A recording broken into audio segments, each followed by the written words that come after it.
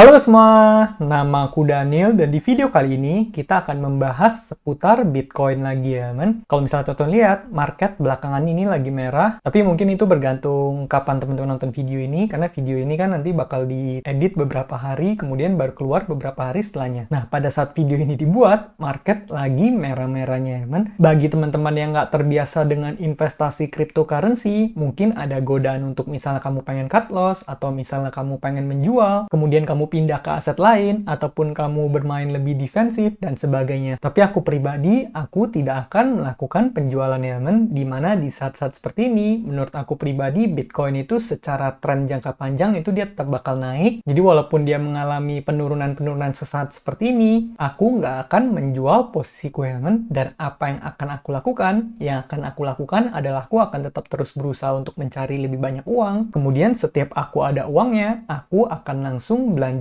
Bitcoin ya men. Dan kalau misalnya teman-teman nanya kapan aku jualnya, mungkin aku bakal jualnya di sekitar tahun depan ya men. Nah, di video kali ini aku pengen membahas kenapa aku memiliki keyakinan yang tinggi terhadap Bitcoin dan aku berani taruh uang yang lumayan banyak di Bitcoin ya men. Bahkan bisa dibilang ini dibandingkan investasiku sebelumnya, bisa dibilang ini salah satu investasiku yang terbesar untuk saat ini ya men. Kalau dulu biasa aku cuma masuk di satu instrumen paling 200 juta, 300 juta, tapi di kali ini Bitcoin, aku masuknya jauh lebih besar dari angka tersebut ya men. Bagi kamu yang udah ikutin channel ini sejak lama, mungkin kamu tahu ya men. Nah, salah satu alasan pertama adalah Bitcoin itu udah teruji secara waktu ya men. Kamu bisa lihat dari zaman-zaman awal kali Bitcoin itu ada, zaman-zaman awal kali cryptocurrency. Bahkan di sini aku juga siapin perbandingan antara top 10 koin pada zaman dulu dengan zaman sekarang ya men. Seperti yang kamu bisa lihat di sini, kalau misalnya di tahun 2013, koin-koinnya adalah Bitcoin, Litecoin, Ripple Coin, Namecoin, Peercoin, Tethercoin, Novacoin, Primecoin, Terracoin, Infinite Coin. Kalau misalnya kita tarik ke zaman sekarang, kamu bisa lihat kira-kira hanya tinggal berapa koin yang tersisa. Jawabannya adalah kebanyakan dari koin tersebut, bahkan sekarang udah nggak ada ya men. Yang tersisa hanya beberapa aja. Kalau misalnya kita lihat ke data saat ini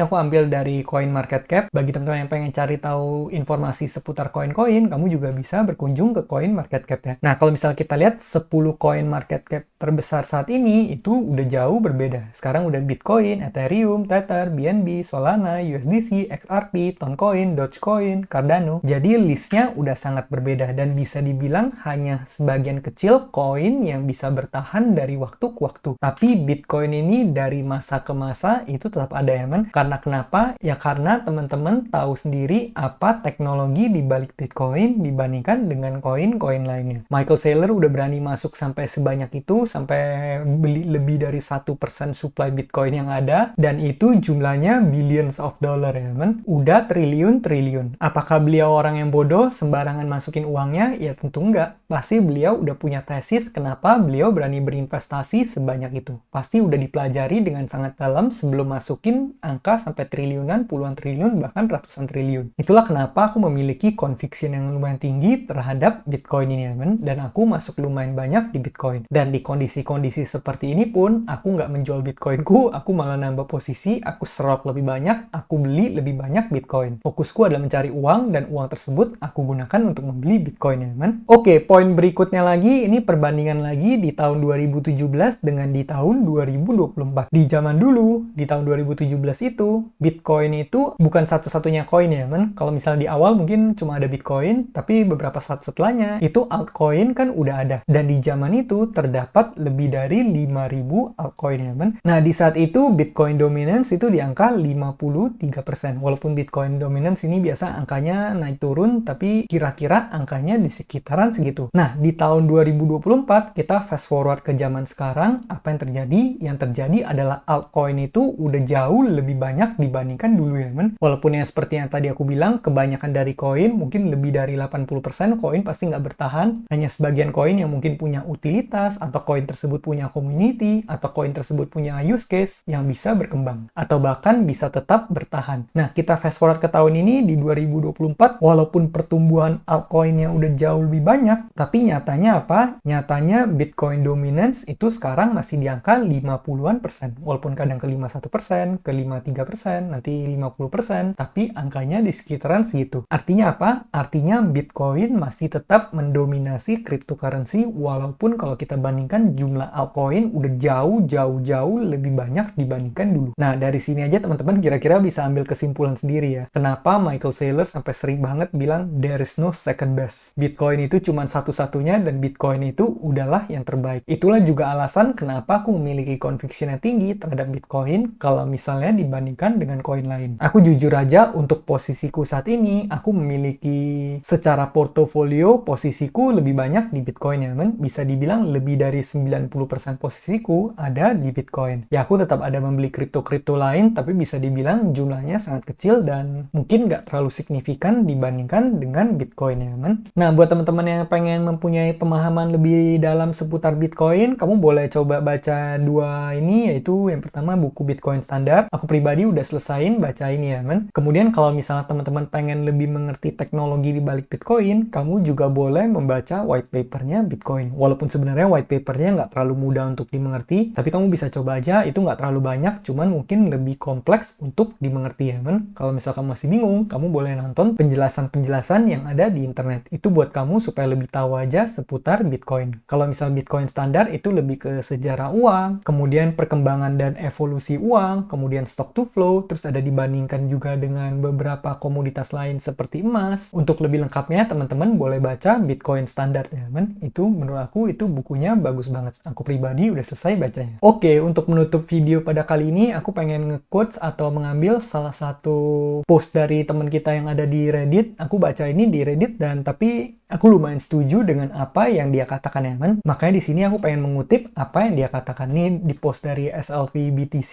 Dia bilang di tahun 2011 punya lebih dari 10.000 Bitcoin itu termasuk sulit. Karena di zaman itu Bitcoin harganya masih lebih rendah banget ya, men. Punya 10.000 Bitcoin itu susah. Nah, di tahun 2013 punya lebih dari 1.000 Bitcoin itu udah termasuk sulit. Karena di zaman itu Bitcoin udah mengalami peningkatan harga. Nah, kemudian kita fast forward lagi di tahun 2017 punya lebih dari 100 Bitcoin itu sulit ya, men. Kemudian kita fast forward lagi di zaman sekarang 2024, having more than 10 Bitcoin is difficult. Artinya punya lebih dari 10 Bitcoin itu udah susah. Karena kalau misalnya kita pakai harga saat ini mungkin sekitar 60 ribuan kali 10 itu udah 600 ribuan ya, men. Dimana dengan angka segitu sebenarnya sebagian orang di Amerika itu udah bisa pensiun. Tapi kalau misalnya di Indonesia mungkin punya lebih dari 1 Bitcoin itu udah bagus banget. Nah, di sini kamu bisa lihat trennya ya. Semakin lama punya Bitcoin itu semakin sulit dan jumlahnya semakin kecil. Nanti di tahun 2025 setelah Bitcoin mengalami kenaikan harga, dia bilang lagi punya lebih dari 1 Bitcoin itu sulit. Kemudian nanti di tahun 2030